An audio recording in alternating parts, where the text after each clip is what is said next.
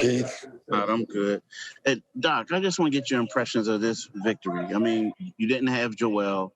Seth had a great game. Ben had a triple-double. Tobias had a great game. Just give me your impressions. It was a really a great team win, Keith, and I just love how they played. We got down early, no panic set in. I really believe, Keith, they believe that they were better today.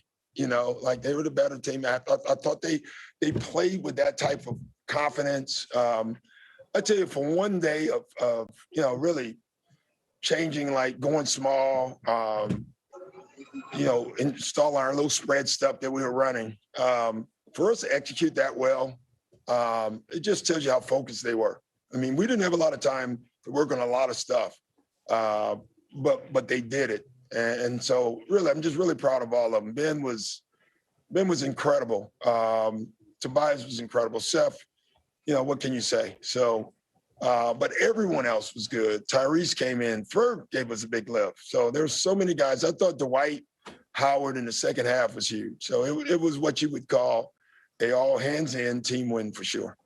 Now you talk about Ben was incredible. He had they tried to do the hack of Ben. The first time he split on, the second time he hit both of them, and they went away from it. So I mean, he showed some poise out there. He did. I keep saying it. Let's stick with him. He's a hell of a player. Just stick with him. He's a hell of a player, but he's also human. He's going to have some great games, far more great games and more bad and less bad. And that's who he is. But he just does so much for the team. He really does. I mean, we kept him out there because Scotty decided that they wasn't taking Bradley Beal out. And we had to give Matisse a rest, and then we put Ben on him. We anticipated they were going to rest Beal, and they didn't. So Ben had to stay out there. And, Ben was dying out there. They all were, but they hung in there. All right. Congrats, Doc. Thanks. Marcus Hayes. Hey, Doc, in the pregame with Tommy, you mentioned that, you were without Joel Embiid, but this was a tremendous opportunity as opposed to, an all-alarm fire. Who do you think made the most of that opportunity? And how would you rate you and your coaching staff's response to sort of having to change your chemistry right away? Yeah, we already had it, Marcus, as far as chemistry. So I don't know if I would rate the coaching staff at all. I wouldn't anyway, if you know that. But I thought our job was to make sure everybody was in the right place, like make sure we spaced right. If we were going to go small, we had a no paint rule, like in transition. We said that the paint, as far as running without the ball, was an electric fence. You had to run behind the three. We had to keep the floor open. I thought our guys did that all night. I don't know who took advantage of the extra minutes. I think they all did because we kind of passed them around. So I just think, again, it was just a really good team win for us. Thank you. John Clark. Doc, defensively, especially heating it up in the second quarter, just how impressed were you with the way they played defense together? John, my concern going small was transition because we had no rim protection. And in the second half, they had 0 transition points. I think they had 8 points in the paint. That just tells you how locked in everybody was, and we talked about the obstacles and all that stuff. And, I think one of the guys said if you don't have an obstacle and you reach your goal, it probably wasn't a great goal. So I think our guys decided this is one of the obstacles we had to get through tonight. They did it. But defensively, that's what we're going to hang our hat on every night. And I thought we did a great job of it tonight. And Seth said after the game that Ben told him while they were playing video games that I need 30 from you. How impressive were just everybody raising their expectations and maybe with each other without Joel there? That was the talk in the locker room. Each guy was challenging each other.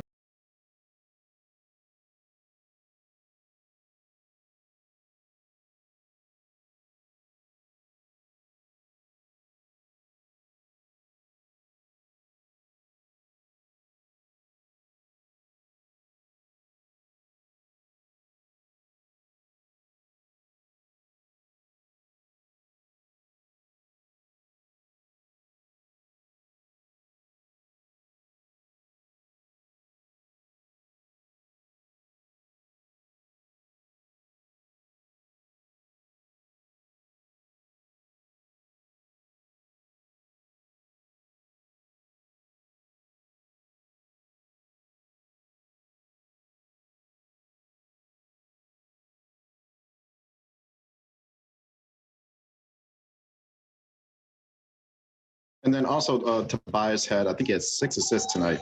So was that kind of like did you want him to be able to kind of move the ball a bit more? Is that something you talked to him about? Yeah, listen, the last game, the whole team, we dribbled, we looked like the Globetrotters. We dribbled the life out of the game. That's not who we've been all year. We showed film about today to our guys, like we will never win playing that way. If a guy is near, pass it. And I thought Tobias was phenomenal in that tonight. Thanks, Coach. Ben Simmons is available at the secondary link, and over to David Murphy. No, you guys need to go talk to Ben. You don't need to talk to me anymore. Hey, Doc, I got one for you. Right. You seem pretty fired up on the bench all game. You seem pretty fired up now. I'm sure it's been an emotional 24 hours for you. But I was wondering, I mean, as a coach, do situations like this kind of give you a new kind of different kind of energy? Not that you want it to happen, but I mean, you got to coach Maxey up. You got to get a team to believe in itself. You got to change your reputations. What's it like from your perspective? Yeah, it's what you just said, David. It is. It definitely, you get thrown this different challenge.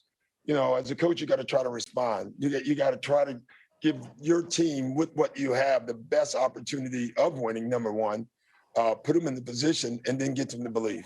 And that was in order. What we believe, I tell you, trying to figure out who to start tonight, it was unbelievable how many times we switched lineups in the last 10 hours. I mean, we were all over the place. And, I thought as a staff, we did a hell of a job settling and going with it. So that was good. Good for everybody. Thanks. Yes, it was good for everybody. Doc Rivers with high praise all around, saying it was a complete team effort. He couldn't single out any one person as far as stepping up to the moment, but he said, listen, this is what it's all about. This is why we are out there. It's a team game, and the guys all came to play. And he said, it's been an emotional time for him. I mean, 2 days ago, he lost his starting center for a day-to-day injury, which he doesn't know when he's going to come back. And Mark Jackson, he said he didn't know who to start at first. I think that's something that always goes in your mind because your main guy, Joel